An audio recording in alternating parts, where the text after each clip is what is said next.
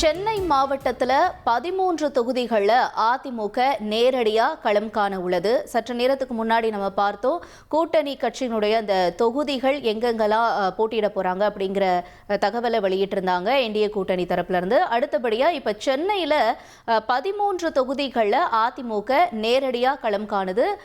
மீதம் இருக்கக்கூடிய 3 தொகுதிகளை கூட்டணிக்கு ஒதுக்கி இருக்காங்க அதிமுக. அதனுடைய முக்கிய செய்தியை நம்ம பார்க்குறோம். அதன்படி பார்க்கும்பொழுது கடந்த முறை போட்டியிட்ட மயிலாப்பூர் தொகுதியும் சரி, அந்த தொகுதியும் தற்பொழுது நேரடியாக போட்டியிட இருக்கிறது.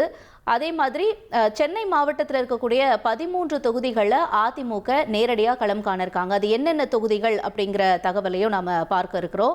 16 தொகுதிகள் இருந்த வேளையில் இப்போ 13 தொகுதிகள் அதிமுக நேரடியாகவும் 3 தொகுதிகள் கூட்டணிக்கு ஒதுக்கப்பட்டிருக்கு. மயிலாப்பூர் தொகுதியை பாஜகவிற்கு அதிமுக ஒதுக்கியிருக்காங்க.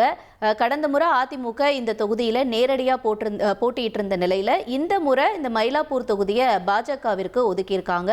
அதே மாதிரி தாவேக கட்சி சார்பாக விஜய் அவர்கள் போட்டியிட போறதா சொல்லக்கூடிய இந்த பெரம்பூர் தொகுதியை பாமகவிற்கு ஒதுக்கியிருக்காங்க. கடந்த முறை போட்டியிட்ட சைதாப்பேட்டை தொகுதியை அமமுகவிற்கு அதிமுக ஒதுக்கீடு செய்திருக்கு. இது மற்றும் இல்லை, சென்னையில் 3 தொகுதிகள், இந்த 3 தொகுதிகள் தற்பொழுது கூட்டணிக்கு ஒதுக்கப்பட்டிருக்கு.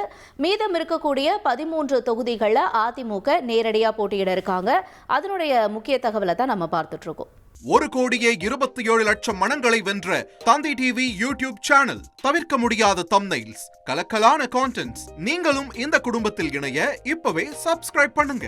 அசுரபலம் கொண்ட எங்கள் டிஜிட்டல் கரங்களில் உங்கள் விளம்பரங்களை சேர்க்க வாட்ஸ்அப் பண்ணுங்க. 8939888378. Email advttv@dttv.in.